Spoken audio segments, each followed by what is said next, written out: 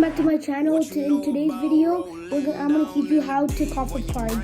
So, for first, let me demonstrate it.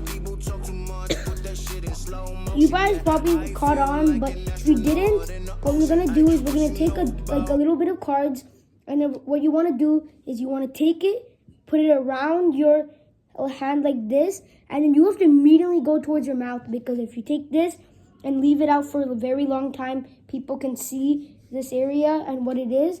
So you have to quickly go like this and go. And comment down below if you caught it the first time.